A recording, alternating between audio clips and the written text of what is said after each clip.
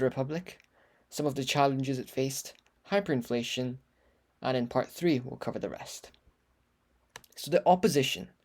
From 1919, when when the Weimar Republic was created, and up to 1923, the unpopularity of the Weimar Republic meant it faced violent uprisings from both sides of the political spectrum. So if the Weimar Republic is in the middle here, in the left wing and the right wing, the left wing were the Spartacists, who were like basically the communists, and on the right wing there were the Freikorps, who were the nationalists, and they both hated the Weimar Republic, as demonstrated by these two boxing gloves. So the left wing, the communists, and they called themselves just the Spartacists. So in January of 1919, 50,000 members of the post-World War Communist Party, called the Spartacists, rebelled in Berlin. And it was led by Rosa Luxemburg and Karl Liebknecht. And the Republic was saved when, through the army, it armed basically bands of ex-soldiers called the Freikorps. But these Freikorps would actually come to haunt them later on, so... Anyways, for now, Freikorps managed to defeat the Spartacists, and Luxemburg and Liebknecht were murdered. And in 1920, there was another uprising, but along with the police and army and the Spartacists and the Freikorps, they managed to defeat the Spartacists again. And Ebert, who was the president of the Weimar Republic at the time, clashed with the communists often, leading to long-lasting bitterness between the two.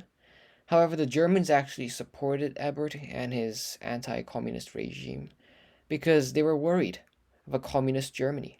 Something similar happened in Russia, and there was actually a civil war in communism and that's how the Soviet Union was born. And despite all this, communists remained a strong anti-government force throughout the 1920s. And on the right wing, we had the nationalists, who called themselves the Freikorps. The Kapp-Putsch was an attempted coup against the Weimar Republic. This is quite an important coup, so you need to know the Kapp-Putsch. And basically, the Putsch just means like a coup, basically. Putsch means coup. And the Freikorps had helped Ebert defeat the left-wing communists, but the terms of the Treaty of Versailles, if you guys remember, it meant the army was limited to only 100,000 men, amongst some other things. So that meant that the army had to be significantly reduced, and that meant the Freikorps had to disband.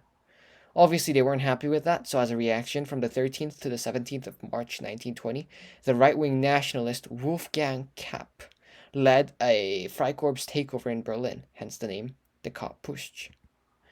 And this time, Ebert couldn't use the army against the Freikorps because the Freikorps used to be soldiers too, and the army and the Freikorps actually shared similar political ideas.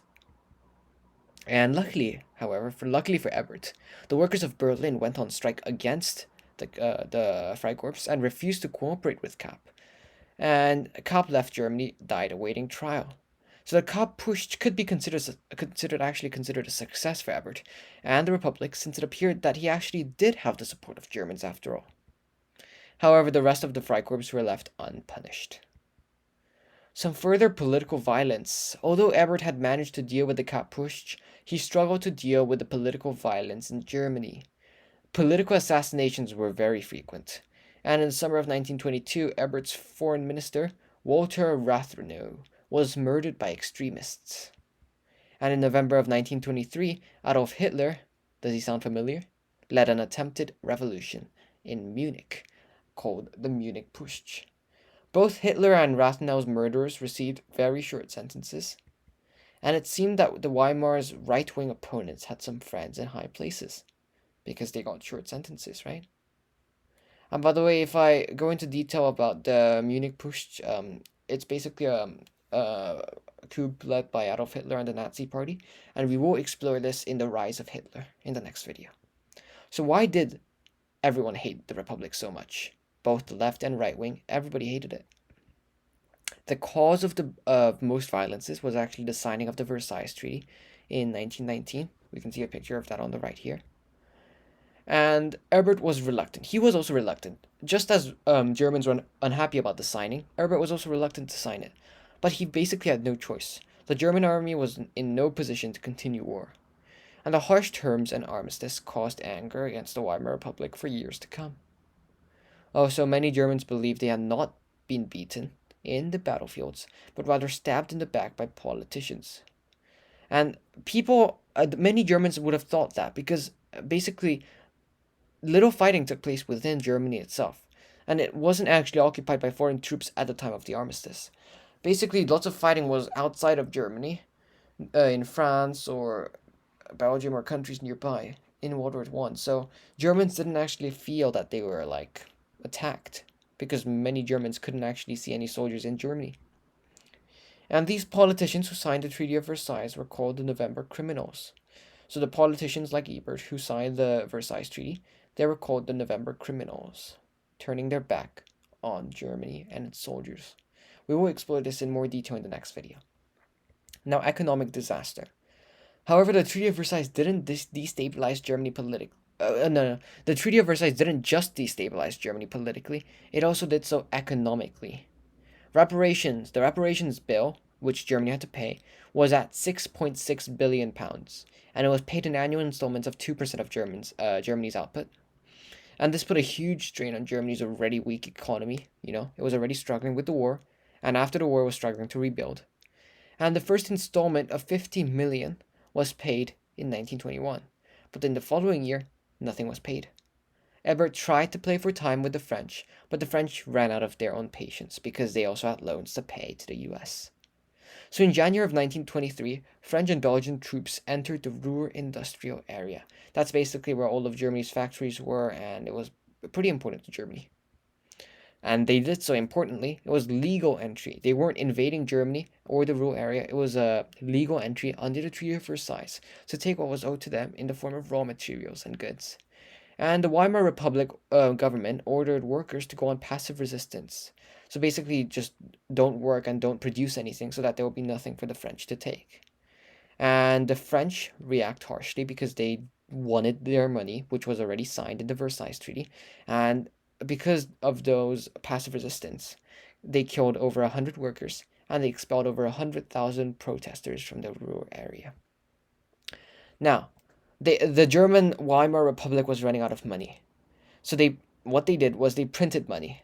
It printed money because the government had no goods to trade. And if you print money, you know what happens. Just look at Zimbabwe. Hyperinflation. To the government, this seemed like a good solution. It paid off their debts in worthless marks, and that was the German currency at the time. But obviously this caused a chain reaction, hyperinflation. Too much money in circulation, but not enough goods to buy using it. Prices and wages skyrocketed, but people soon realized that this money was basically worthless. And basically this money was so worthless that it cost more for the German government to produce the bills than it was actually worth. So if they're producing 1 mark bills, 1 mark, it cost more than 1 mark to produce the 1 mark bill.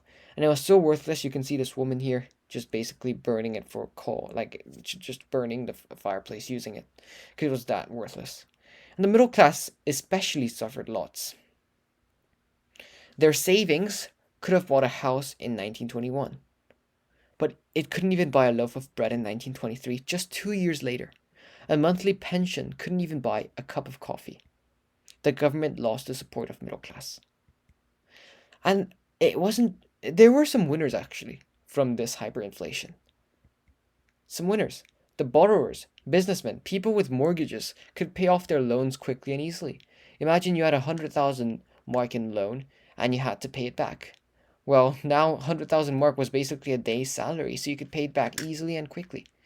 People on wages, their wages were renegotiated daily, but eventually even those failed to keep up with inflation. Now, the wages were so high that they actually had to carry their money in barrels like these.